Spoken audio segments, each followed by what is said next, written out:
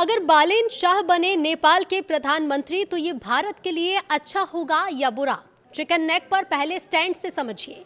नमस्कार, न्यूज़ 18 का digital platform आप देख रहे हैं और मैं हूं रितु सिंह। नेपाल की राजनीति में बड़ा उलटफेर देखने को मिल रहा है। यहां रैपर से नेता बने बालेन शाह की पार्टी आरएसपी सबसे बड़ी विजेता बनती दिख रही है।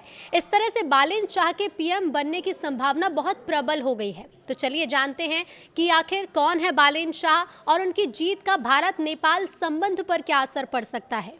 नेपाल के संसदीय चुनावों में युवा ताकत का कमाल दिख रहा है। रैपर से नेता बने काठमांडू के पूर्व मेयर बालेन शाह की नई पार्टी राष्ट्रीय स्वतंत्र पार्टी नेपाल चुनाव में भारी बढ़त के साथ आगे चल रही है।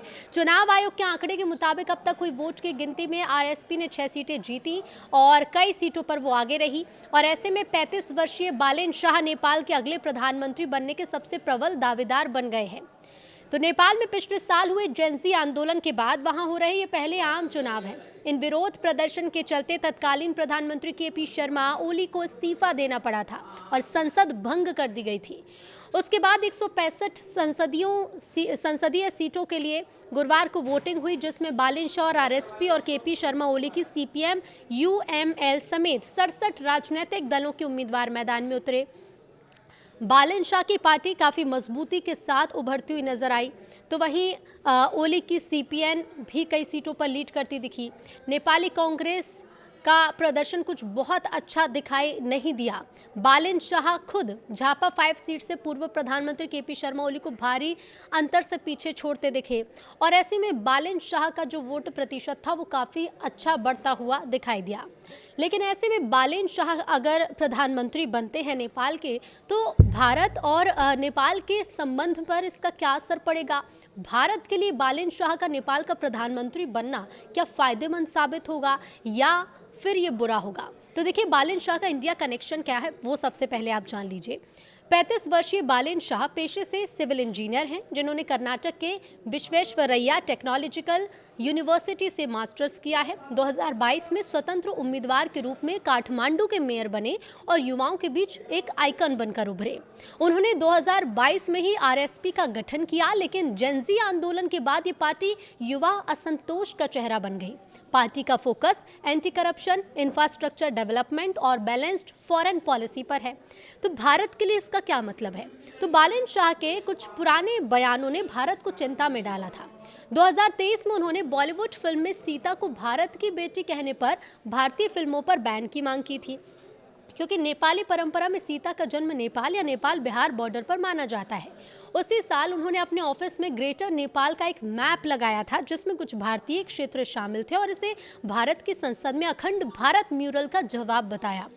चीन से दूरी का संकेत भी है। साल 2025 में एक पोस्ट में भारत, अमेरिका और चीन के खिलाफ गाली गलौच वाली भाषा इस्तेमाल की, जिसे बाद में डिलीट कर दिया गया। लेकिन हाल ही के महीनों में उनके रुख में कुछ बदलाव दिखा है।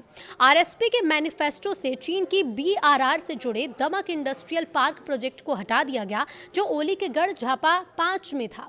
ये भारत के लिए राहत की बात है, खास तौर पर सिलीगुड़ी कॉरिडोर की सुरक्षा के लिहाज से। आरएसपी बैलेंस्ड विदेश नीति पर जोर दे रही है। अब भारत नेपाल संबंधों पर क्या असर पड़ सकता है? तो देखिए, आरएसपी के घोषणा पत्र में संतुलित विदेश नीति की बात कही गई है। माना यह जा रहा है कि अगर बालेन शाह सत्ता में आते हैं तो वो आर्थिक सहयोग, बुनियादी ढांचा विकास और भ्रष्टाचार विरोधी सुधारों पर जोर दे सकते हैं। हालांकि एक्सपर्ट्स ये मानते हैं कि शासन का सीमित अनुभव होने के कारण उनकी विदेश नीति कभी कभी अप्रत्याशित भी हो सकती है। बालेन शाह के बारे में और डिटेल में आपको बताते हैं। तो देखिए, बालेन शाह का जन्म 27 अप्रैल 1990 को हुआ। वो पहले नेपाल के अंडरग्राउंड हिप हॉप सीन के बड़े नाम थे। 2013 में उन्होंने रॉ बर्ड्स नाम से एक रैप बैटल प्लेटफॉर्म शुरू किया और अपने गानों में उन्होंने भ्रष्टाचार, असमानता जैसे मुद्दों पर काफ़ी तीखी बातें की। बालेन शाह ने 2022 में निर्दलीय उम्मीदवार के रूप में काठमांडू मेयर चुनाव जीता और 61,000 प्लस वोट से बड़ी पार्टियों को भी हराया। उन्होंने कचरा प्रबंधन, सड़क सुधार और भ्रष्टाचार विरोधी कदम से काफ़ी सुर्खियां बटोरी हैं। बालेन ने कर्नाटक के विश्वेश्वरैया टेक्नोलॉजिकल यूनिवर्सिटी यानी VTU से स्ट्रक्चरल इंजीनियरिंग में मास्टर्स किया है। वो सिविल इंजीनियर हैं और 2015 के भूकंप में रेस्क्यू रिलीफ वर्क में भी काफ़ी सक्रिय थे, जिससे उनकी सोशल वर्कर इमेज भी बनी है। अब 2026 के आम चुनाव में उन्होंने राष्ट्रीय स्वतंत्र पार्टी यानी कि RSP को ज्वाइन किया। प्रधानमंत्री पद के प्रमुख उम्मीदवार बने। जेनजी विरोध प्रदर्शन के बाद वो युवाओं का चेहरा बन गए। कुल मिलाकर बालेन शाह की जीत नेपाल में पुरानी राजनीतिक व्यवस्था के खिलाफ युवा विद्रोह का एक प्रतीक है। अगर नेपाल के आम चुनाव में RSP बहुमत हासिल करती है तो 35 साल के बालेन नेपाल के सबसे युवा प्रधानमंत्री बन सकते हैं। और इसके साथ ही आपको ये भी बता दें कि नेपाल में अब बदलाव की लहर है। नेपाल में राजनीतिक अस्थिरता का एक लंबा इतिहास रहा है। 1990 से इसकी शुरुआत करें तो देखिए 1990 में लोकतंत्र की बहाली के बाद से नेपाल में राजनीतिक अस्थिरता लगातार बनी हुई है। पिछले 3 दशकों में देश में 32 बार सरकार बदल चुकी है। 32 बार 3 दशकों में। इस अस्थिरता का असर देश की अर्थव्यवस्था पर भी काफ़ी पड़ा है। नेपाल की अर्थव्यवस्था अभी भी मुख्य रूप से कृषि पर ही आधारित है और रोजगार के अवसर काफ़ी सीमित है और इस कारण से लाखों नेपाली नागरिक विदेशों में काम करने को मजबूर है। बालेन शाह चीन के लिए अच्छी खबर क्यों नहीं है, ये भी आपको बता देते हैं। तो देखिए, दरअसल KP शर्मा ओली के कार्यकाल में नेपाल और चीन के संबंध काफ़ी मजबूत हुए थे, जबकि बालेन शाह चीन के बढ़ते प्रभाव को लेकर कई बार सवाल भी उठाते रहे हैं।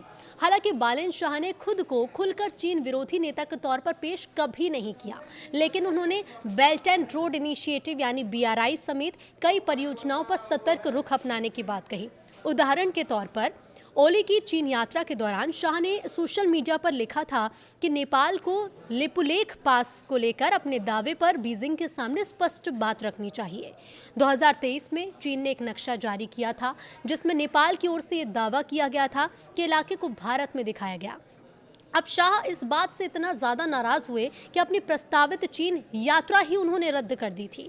उन्होंने इसे नैतिक आधार पर लिया गया एक फैसला बताया था। बालेन शाह ने चुनावी घोषणा पत्र से चीन समर्थित BRI इंडस्ट्रियल पार्क परियोजना को भी हटा दिया था। इसके पीछे भारत की चिंता और सिलीगुड़ी कॉरिडोर के पास उसकी रणनीतिक स्थिति को एक कारण बताया गया। बालेन शाह के लिए नेपाल में चुनौतियां क्या होंगी वो भी जान लीजिए। तो देखिए, नेपाल पर चीन का आर्थिक प्रभाव एक बड़ा मुद्दा है। रिपोर्ट्स के मुताबिक नेपाल पर चीन का करीब $3 अरब का कर्ज है। अब ऐसे में अगर बालेन शाह की सरकार बनती है तो चीन के साथ आर्थिक संबंध और नेपाल की राजनीतिक स्वतंत्रता के बीच संतुलन बनाना उनके लिए काफ़ी बड़ी चुनौती हो सकता है। नेपाल में इस बार के संसदीय चुनाव में करीब 60% मतदान दर्ज किया गया। यह चुनाव उस बड़े राजनीतिक उथल पुथल के बाद हो रहा है जिसने पिछले साल ओली सरकार को ही गिरा दिया था। अब ऐसे में आप अंदाज़ा लगाइए कि जब 3 दशक में 32 बार यहाँ पर सरकार बदल चुकी है, कई बार यहाँ पर अस्थिरता देखने को मिली है। खासतौर पर नेपाल में अर्थव्यवस्था को लेकर हमेशा देखिए कृषि आधारित देश रहा है और ऐसे में अगर बालेन शाह यहाँ के प्रधानमंत्री बनते हैं तो ऐसे में चीन को लेकर, भारत को लेकर कई तरह की चिंताएं और कई तरह की चुनौतियां भी बालेन शाह के सामने हैं। अब पिछले साल क्योंकि ओली सरकार को यहाँ पर गिरा दिया गया, काफ़ी राजनीतिक उथल पुथल देखने को मिली है। इस बार जो मतदान का प्रतिशत है वो करीब 60% रहा है। प्रतिशत ठीक ठाक रहा, लेकिन ऐसे में संतुलन किस तरह से बनाया जाएगा इस पर सबकी नज़रें होंगी, क्योंकि अगर सरकार बालेन शाह की बनती है तो चीन के साथ आर्थिक संबंध, क्योंकि चीन से पहले ही कर्ज में नेपाल डूबा हुआ है, अब ऐसे में चीन के साथ आर्थिक संबंधों को और बेहतर करना है। अब नेपाल की जो राजनीतिक स्वतंत्रता है उसके बीच कैसे संतुलन बनाया जाएगा। लगातार अस्थिरता, राजनीतिक अस्थिरताएं देखी गई हैं इस देश में। अब ऐसे में नेपाल में इस बार अगर बालेन शाह सरकार बनाते तो उसके बाद से कितनी स्थिरता आएगी, इस पर सबकी नज़रें होंगी।